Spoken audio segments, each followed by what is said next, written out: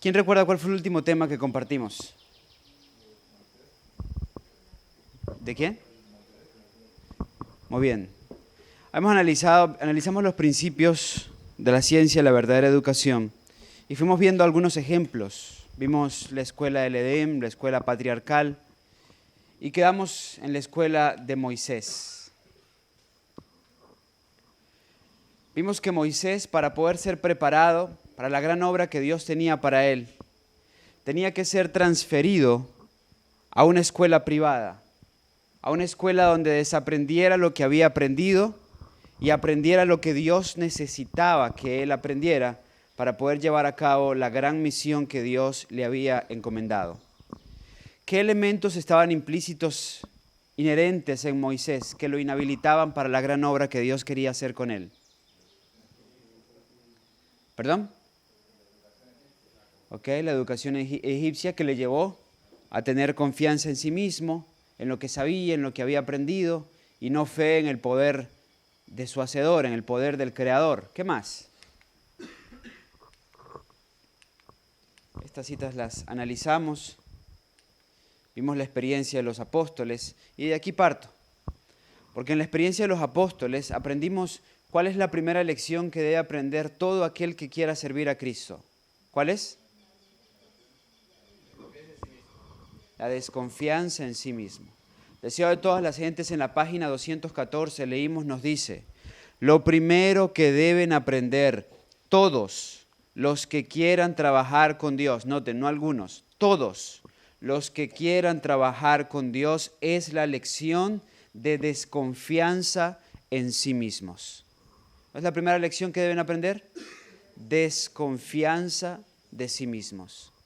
Mientras el instrumento confía en sí mismo, en lo que él puede hacer, en lo que él sabe hacer, en lo que él aprendió, está inhabilitado. Cuando deja de confiar en Dios o cuando no confía en Dios y solo confía en lo que él puede hacer, por lo que él ha aprendido a hacer, entonces está inhabilitado. Porque la primera lección que tiene que aprender todo aquel que quiera trabajar con Dios es desconfiar en lo que él puede hacer, pero confiar en lo que Dios a través de él puede hacer.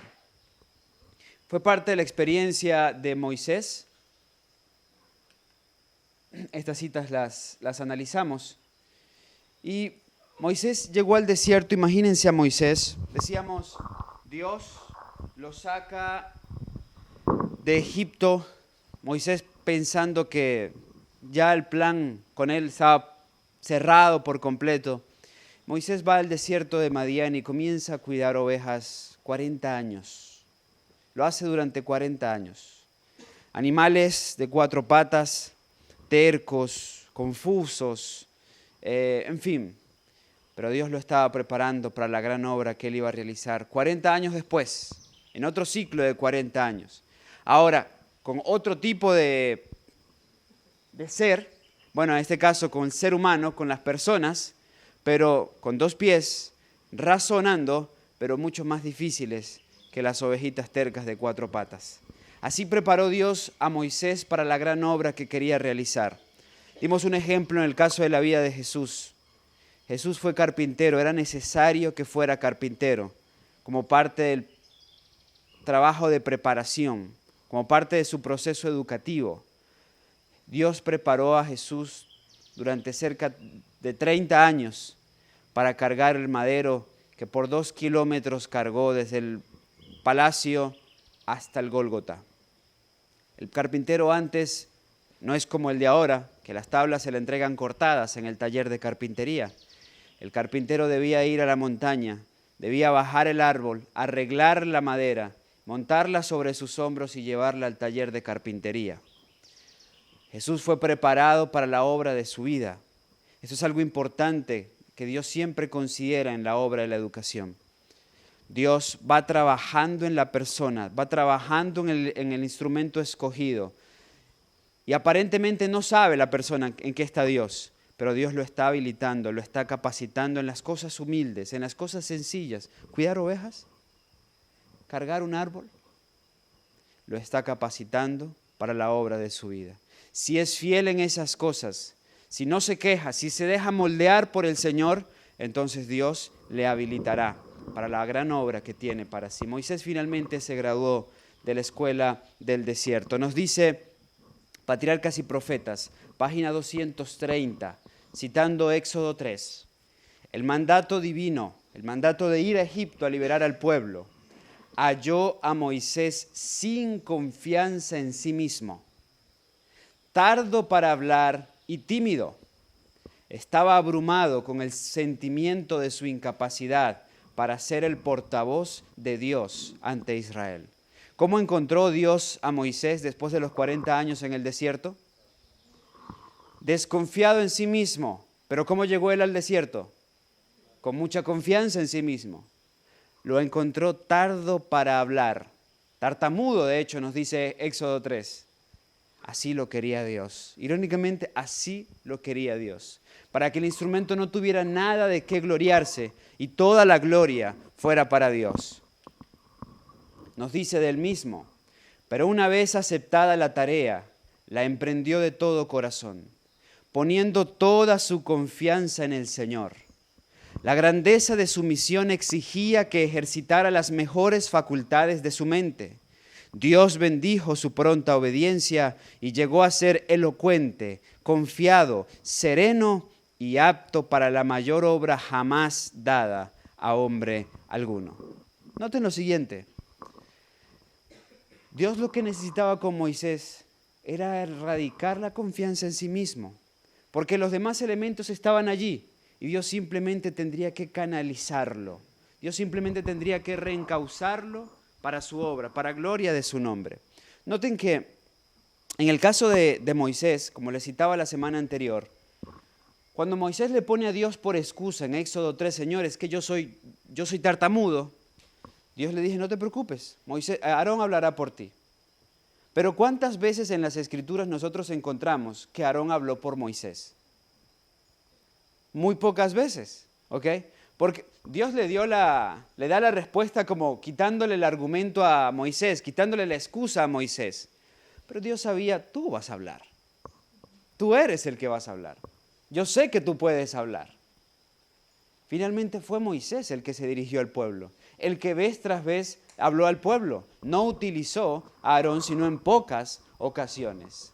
Nos dice, este es un ejemplo de lo que hace Dios para fortalecer el carácter de los que confían plenamente en Él y sin reserva alguna cumplen sus mandatos. Entonces, ¿qué dos cosas importantes debía aprender Moisés y las aprendió en el desierto? Desconfianza en sí, pero mucha confianza en Dios y estricta obediencia a cada palabra que procedía de la boca del Señor. Así fue habilitado Moisés para la gran obra que llevó a cabo, conocido como el más grande legislador de la humanidad. La educación en la página 63 nos dice así: para llegar a ser representante de Dios, debía recibir enseñanza de Él. Las influencias que lo habían rodeado en Egipto, el afecto de su madre adoptiva, su posición como nieto del rey, el lujo y el vicio que atraían en 1000 formas distintas, el refinamiento, la sutileza y el misticismo de una religión falsa, habían impresionado su mente y su carácter. Todo esto desapareció en la austera sencillez del desierto. ¿Qué desapareció? Todo lo que había aprendido en Egipto desapareció. Les decía, lo valioso de esa escuela, Dios llevando a Moisés a desaprender lo que había aprendido, que lo inhabilitaba para hacer la obra de Dios, y aprendiendo lo que necesitaba aprender para poder ser un obrero útil en la escuela de Dios. Muchos de ustedes, chicos, hermanos, muchos de nosotros estamos aquí, en ese mismo proceso, desaprendiendo lo inútil que aprendimos y aprendiendo cosas que realmente nos serán útiles para poder ser obreros dignos en la obra de Dios. Hablando con distintas personas que recibieron igualmente una capacitación secular, dicen qué difícil es poder aceptar cabalmente la voluntad de Dios, poder tener fe después de que ha sido moldeado en un sistema falso. Y hermanos, lo de la educación es tan profundo, es tan es tan abarcante, deja tantas huellas que, miren, la gran lección que Moisés debió aprender en el desierto era la desconfianza en sí mismo. Sin embargo, ¿dejó de Moisés tener problemas con eso? No.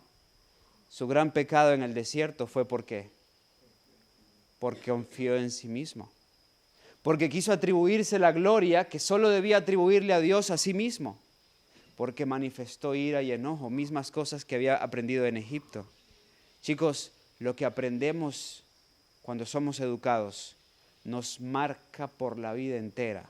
Son surcos que no se borran, con los cuales luchamos. No sé qué pasó ese día en la vida de Moisés. No sé si oró menos, no sé si por el mucho trabajo descuidó su relación con Dios. No sé qué pasó con Moisés. La verdad que nunca he leído algo que explique por qué Moisés ahí, siendo considerado ya en ese punto el hombre más manso de la tierra, pecó de esa manera. Sin embargo, sí puedo entender hasta dónde trasciende la educación que hemos recibido. Moisés fue formado así, fue educado así. Dios lo llevó al desierto a desaprender eso. Sin embargo, no dejó de luchar con eso. Seguía luchando con eso. Cuán abarcante es la educación. Bien dicen los católicos, dame un niño hasta los 12 años y te lo haré católico toda la vida. Lo que un niño aprende, lo que un joven aprende, qué difícil es erradicar eso del corazón. Solo la gracia divina nos puede llevar a obtener victoria. Nos dice, en medio de la solemne majestad de la soledad de las montañas, Moisés se encontró solo con Dios. Por todas partes estaba escrito el nombre del Creador. Moisés parecía hallarse en su presencia bajo la sombra de su poder. Allí desapareció su engreimiento. En presencia del Ser Infinito, se dio cuenta de lo débil, deficiente y corto de visión que es el hombre. Pero preguntamos, y esa es pregunta de cierre en el tema de Moisés, ¿por qué Moisés tuvo que estar 40 años en el desierto? ¿Por qué ese tiempo tan prolongado? Nos dice la educación en la página 58. Tal fue la experiencia que adquirió Moisés durante los 40 años de educación en el desierto. La sabiduría infinita no consideró este periodo como demasiado largo ni como demasiado grande, el precio que costaba impartir una experiencia semejante, ni como demasiado grande el precio que costaba impartir una experiencia semejante. Nos dice, el ser humano se habría evitado ese largo periodo de trabajo y obscuridad por considerarlo como una gran pérdida de tiempo. Pero la sabiduría infinita determinó que el que había de ser el caudillo de su pueblo pasara 40 años haciendo el humilde trabajo de pastor. Ninguna ventaja que la educación o la cultura humana pudiese otorgar podrían haber sustituido esta experiencia. Dios sabía, Moisés necesitaba 40 años. Varios elementos allí.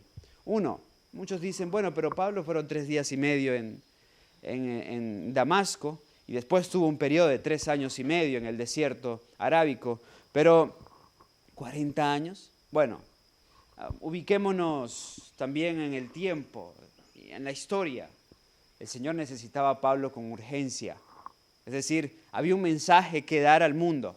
Necesitaba a Pablo y lo preparó de la manera más rápida posible. Pero a Moisés no lo necesitaba tan rápido porque recuerden que había una profecía que señalaba la salida del pueblo de Israel de Egipto. Y Dios trabajó para formar a Moisés de tal manera que estuviera listo cuando ya hubiera que sacar el pueblo de Israel de Egipto. ¿Me hago entender? Ahora, Dios puede pasar educando mucho tiempo, nos puede pasar educando mucho tiempo a nosotros. La educación de Pablo sí fue... El Señor la tuvo que acelerar, sin embargo, Pablo siguió luchando con muchas cosas de las que aprendió en su modelo educativo, tal como Moisés, ¿lo recuerdan? Y en el Nuevo Testamento también encontramos ciertas experiencias en la experiencia misionera de Pablo que te hace ver si realmente aún luchaba con muchas cosas en las que había sido formado. Entonces, Moisés pasó 40 años, pero para la sabiduría infinita no fue un tiempo perdido, no fue pérdida de tiempo, fue necesario para poder habilitarlo para la obra de su vida. Algunos piensan que Dios pues, los va a formar en 1 año y medio, 2 años y medio, que es lo que dura su curso de preparación en este lugar. No, una cosa vemos los hombres, otra cosa ve Dios, otra cosa ve Dios. Este proceso es muy bueno para usted en su desarrollo intelectual, en su desarrollo físico, en su desarrollo espiritual, pero en cuanto a la obra de la vida, en cuanto a la gran comisión que Dios tiene para cada uno de nosotros como individuos, ya eso es algo que lo determina el Señor. La escuela tuya con Dios puede ser mucho más larga o puede ser menos larga según la necesidad, según lo que la sabiduría infinita considere.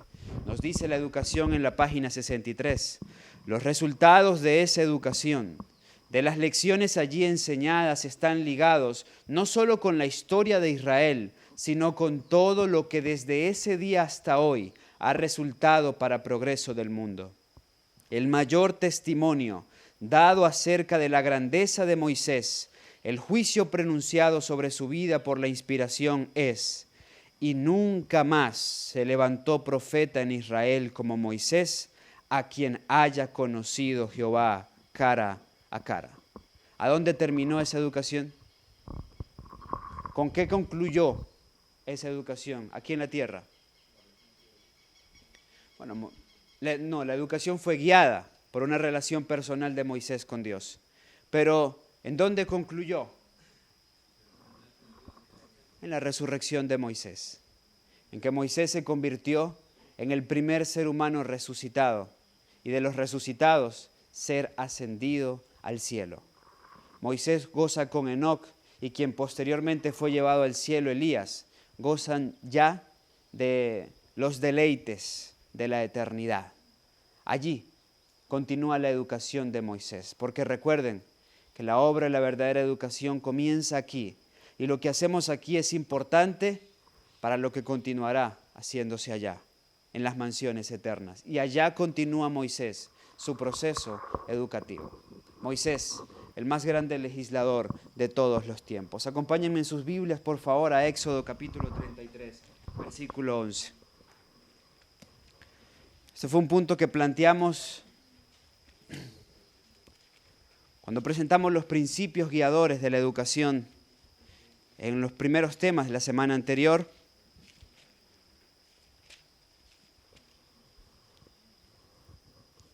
Porque todo proceso educativo debe ser guiado por esto, por esta experiencia. Porque esto fue lo que hizo posible el cambio en Moisés, lo que hizo posible la transformación en Moisés, lo que hizo posible que Dios avanzara en el proceso educativo con Moisés. Éxodo 33:11 nos dice: y hablaba Jehová a Moisés cara a cara, como habla cualquiera a su compañero.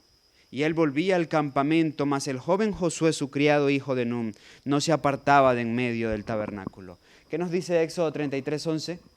¿Qué fue lo que guió la educación de Moisés? La relación personal que tenía con Dios. Determinante. Lo aprendió en el desierto. Lo comenzó a contemplar a través de la naturaleza. Y nótese, porque durante los 40 años en el desierto, Moisés no tenía teofanías, no estaba expuesto a teofanías, a manifestaciones especiales de Dios. No estaba expuesto a que Dios se apareciera y le hablara directamente. Eso comienza a ocurrir después del incidente de la zarza. Moisés tenía comunión con Dios a través de la oración. Moisés tenía comunión con Dios a través del libro de la naturaleza. Y fue a Moisés a quien se le encomendó la tarea de escribir los 2 primeros libros de la Biblia. Porque cuando Moisés llegó a Egipto, la mensajera de Dios nos dice que bajo sus brazos llevaba 2 pergaminos, 2 rollos. Llevaba 1, el libro de Job, y 2, el libro de Génesis. Los otros 4 los escribiría de allí en adelante. Bien, hermanos, concluimos con el tema de Moisés, puntos que nos quedaban a terminar de la semana anterior, y es tiempo de pasar a un segundo tema, un siguiente tema, que también tiene que ver con la escuela del desierto, pero ya no en la experiencia de Moisés.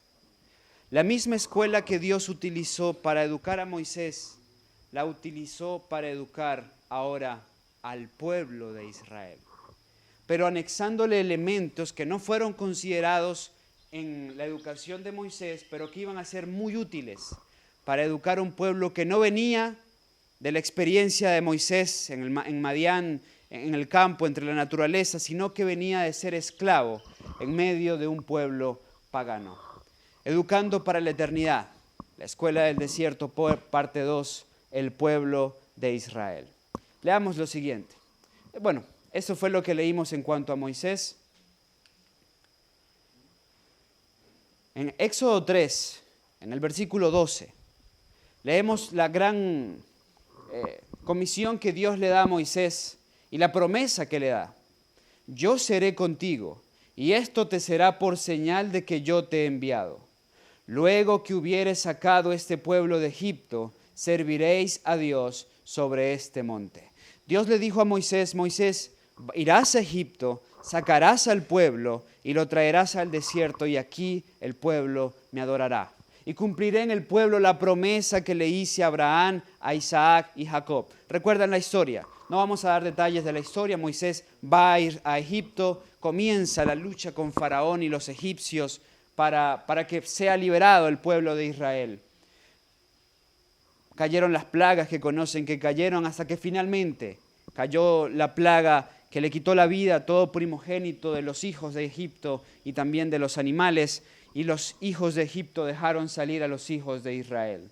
Éxodo 12:37 nos dice, después de celebrar la Pascua, y partieron los hijos de Israel de Ramesés hacia Sucop como 600,000 hombres de a pie, sin contar los niños. Eso es parte del pueblo que salió con Moisés desde Egipto. Nos dice la educación, página 34. Cuando los israelitas fueron sacados de Egipto, había pocos entre ellos preparados para ser colaboradores con Dios en la educación de sus hijos. Noten la problemática.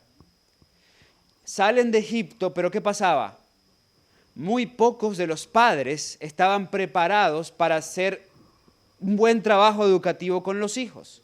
Entonces, los padres mismos necesitaban instrucción y disciplina, puesto que habían sido esclavos durante toda su vida, eran ignorantes, incultos y degradados. Tenían poco conocimiento de Dios y escasa fe en Él. Estaban confundidos por las enseñanzas falsas y corrompidos por su largo contacto con el paganismo. ¿Era titánica la tarea? Padres sin educación.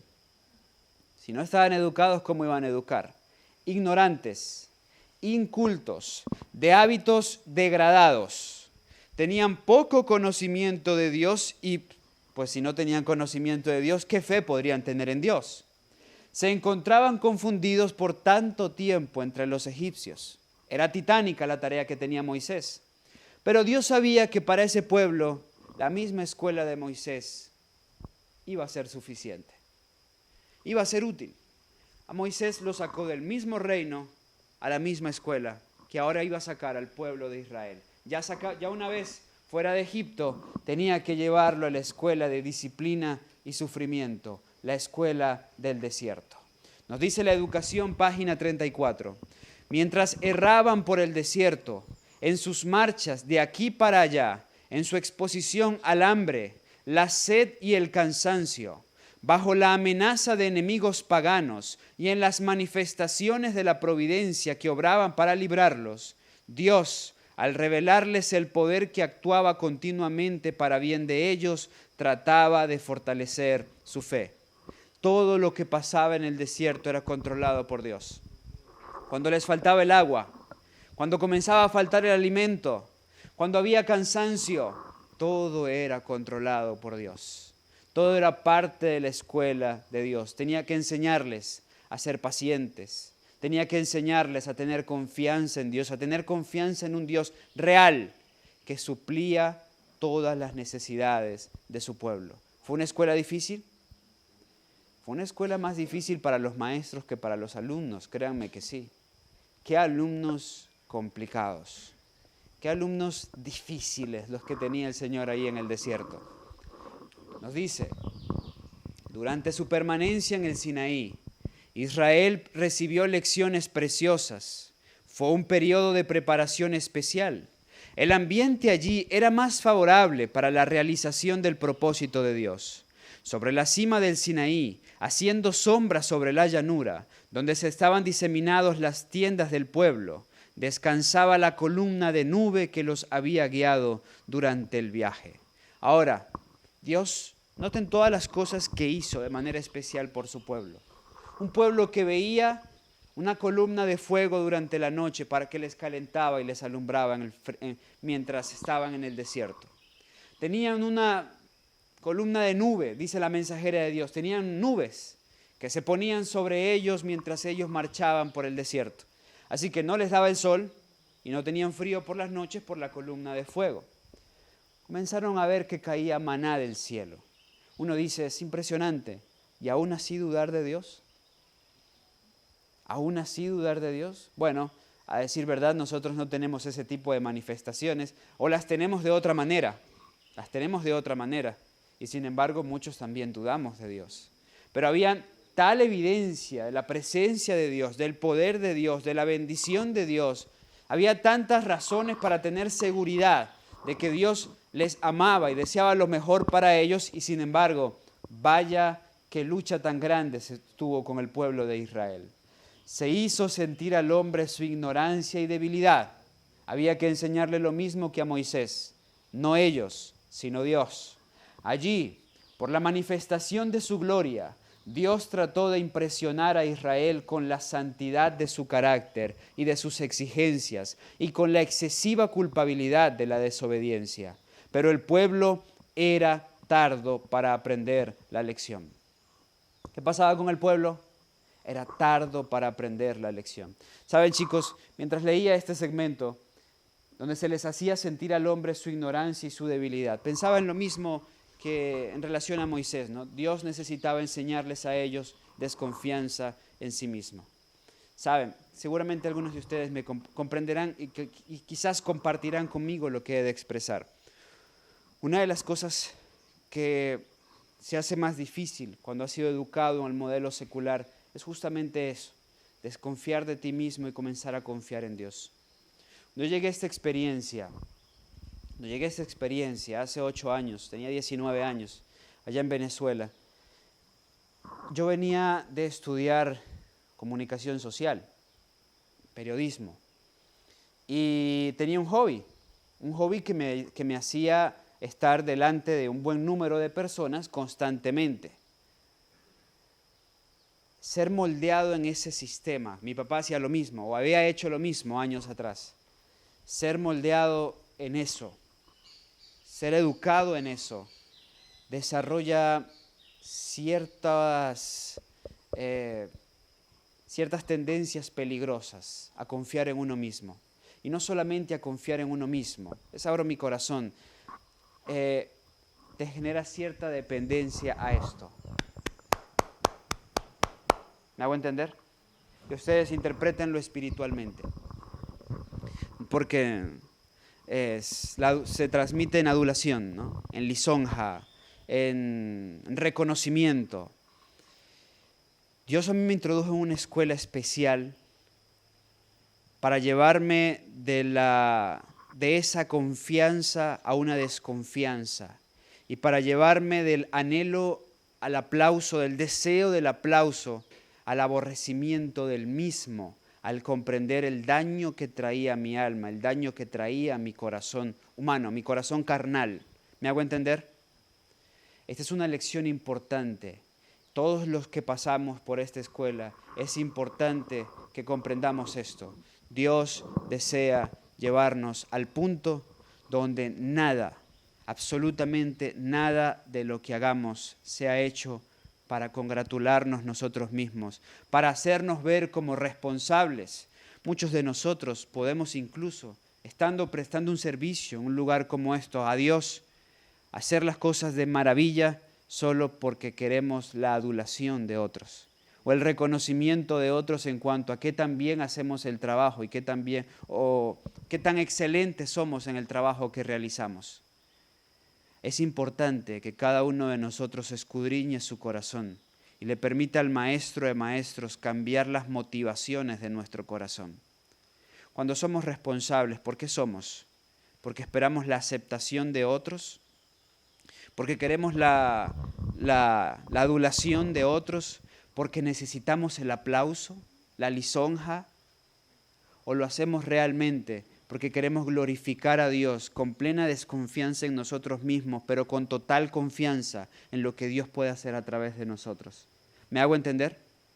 Porque aún estando en un lugar como estos, podemos estar haciendo de maravilla las cosas con la motivación errada. Nos sigue diciendo en cuanto a la escuela del desierto y el pueblo de Israel. Este pueblo era un pueblo que era tardo para aprender la lección. Se le hablaba, se le hablaba, se le hablaba y el pueblo no captaba, no entendía, no podía avanzar. Así que Dios dijo, no, busco otro método. Como les decía, por razones que ya conocen y que me hacen muy feliz, estoy leyendo Conducción del Niño. Y mientras lo leía estos días, justo leí un segmento que habla de cómo los padres y maestros debemos adaptar las lecciones al intelecto del niño, según se vaya desarrollando el niño. Y eso demanda creatividad y demanda también constancia. Ahora, Dios, que es creativo, hizo una adaptación especial para enseñarle al pueblo de Israel todo lo que necesitaba enseñarle. Y escogió un elemento. Este pueblo, consideren esto, este pueblo venía de Egipto. En Egipto se adoraba a las imágenes. Y todo era imágenes. Y usted encontraba imágenes por todo tipo, imágenes talladas en las paredes, pinturas, estatuas, en fin, todo eran imágenes. Así que este pueblo estaba relacionado ¿con qué? Con las imágenes. Así es que Dios dice, bueno, ¿están asociados con las imágenes? Voy a educarlo a través de las imágenes. Les daré símbolos y con esos símbolos los convertiré. ¿Qué utilizó Dios? El santuario.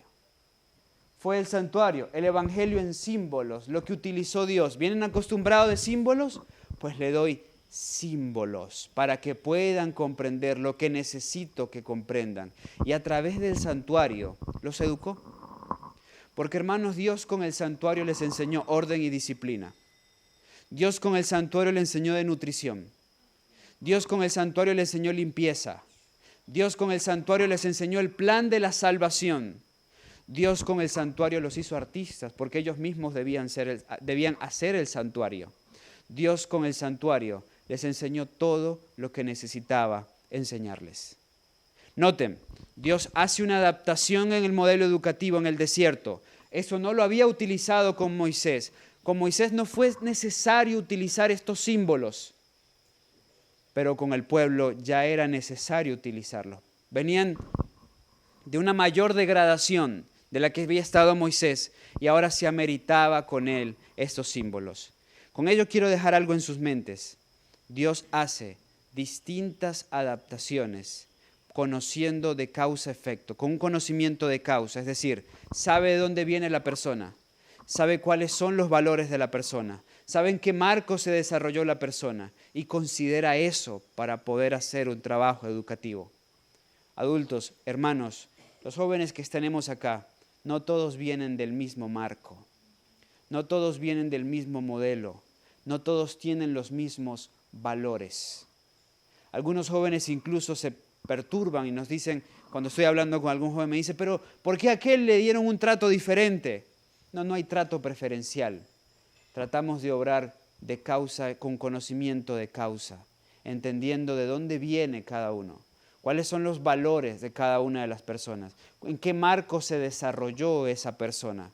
Eso siempre lo ha hecho Dios, lo hizo con el pueblo de Israel. Por eso introdujo esta adaptación para poder guiar sus mentes, según Él deseaba guiarlos.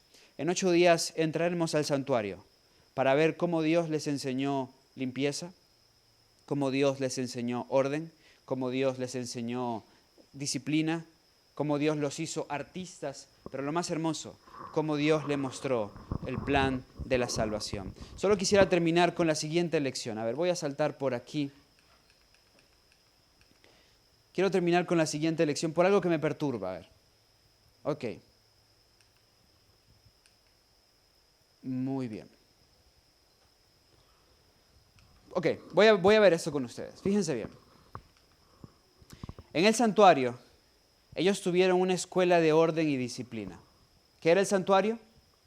Una de las grandes cosas que Dios quería enseñarle al pueblo de Israel era orden y disciplina, porque la primera ley del cielo es, eso lo sabemos, lo hemos repetido, se lee con frecuencia y con constancia. Escuela de orden y disciplina. Dios quería enseñárselo, era un pueblo desordenado, de hábitos degradados. Nos dice entonces, la educación, página 36, el campamento estaba arreglado con orden exacto. En el medio estaba el tabernáculo, morada de Dios, y alrededor las tiendas de los sacerdotes y levitas. Alrededor de estas, cada tribu acampaba junto a su bandera. El campamento estaba ordenado perfectamente, todo alrededor del santuario. Noten, porque nos dice que cada tribu acampaba junto a su bandera. Era más o menos así. Ustedes lo pueden leer en Números capítulo 2 y Números capítulo 3.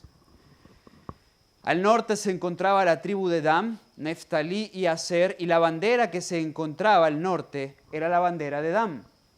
Al este se encontraba Judá y su bandera era la principal junto a Zabulón y Isaacar. Y aquí se encuentra el número de habitantes que tenía cada parte del campamento, según se registra en Números capítulo 2 y Números capítulo 3. Al sur se encontraba Rubén, y ahí esa era la bandera, Simeón y Gad. Y al oeste se encontraba Efraín, Benjamín y Manasés, y la bandera era Efraín. Todo también era un símbolo del Mesías. Por ejemplo, Judá, su bandera era un león, león de la tribu de Judá. Dan, su bandera era una serpiente, que luego fue transformada en un águila. Rubén, su bandera era un hombre. Y Efraín, su bandera era un buey. Eran las banderas que reinaban en cada uno de los extremos que se encontraban alrededor del campamento. Todo señalaba a Jesús, sí, porque Jesús, según Mateo, es el rey. Venía del linaje de David. Según Juan, era Dios, el verbo hecho carne. Según Lucas, era un siervo. Según Marcos, era un hombre. Ahora, eran referencias de Jesús. Ambas, las cuatro eran referencias de Jesús. Por cierto, los cuatro seres vivientes que menciona el Apocalipsis tienen esas características. León, hombre, buey y águila. Son referencia a Jesús. Era lo que se veía alrededor del santuario. Ya con ello Dios les estaba hablando a los hebreos. Les estaba hablando en su terreno. Ahora bien, cada tribu debía estar en cada dirección a 1 kilómetro del tabernáculo. No podían estar más cerca. Ni 1,5 kilómetros, ni menos de 1 kilómetro. 1 kilómetro del santuario. Y entre el santuario y las tribus se encontraban los levitas, que eran los que estaban más cerca al santuario. Allí no se movía nadie. Todo estaba perfectamente ubicado. Todo era perfecto orden. Así le enseñó Dios a su pueblo. Así les enseñó importantes lecciones en cuanto al orden, la limpieza y la pulcritud. No había basura en medio del campamento. ¿Saben qué es preocupante? Cuando uno sube o baja por esta vía, con frecuencia uno encuentra papeles, encuentra basura.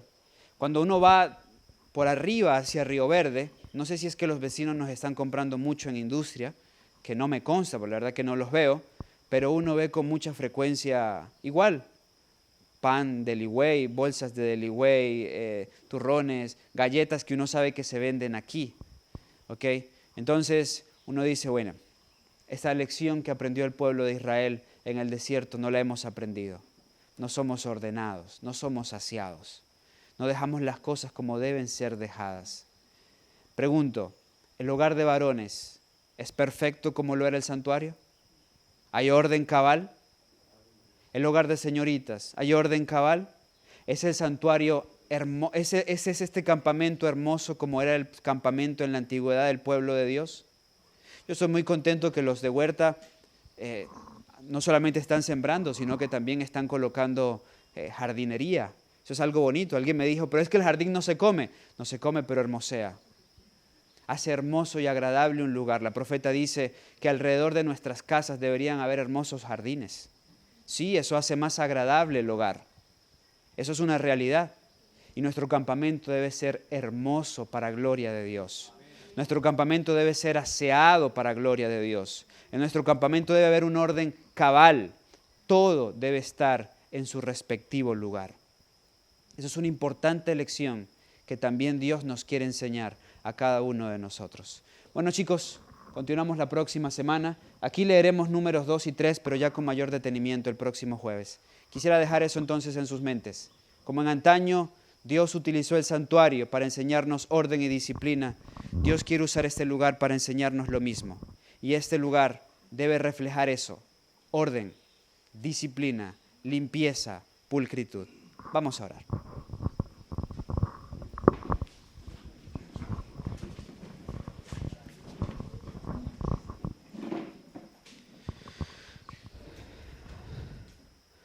Amado Padre Celestial, en esta nueva y hermosa mañana te damos las gracias por la vida que nos concedes. Agradecido estamos contigo, Señor, porque en tu infinita misericordia has dejado valiosas lecciones, como has guiado a tu pueblo en antaño, pues asimismo deseas guiarnos hoy. Padre Celestial, introdúcenos cada día más en tu escuela.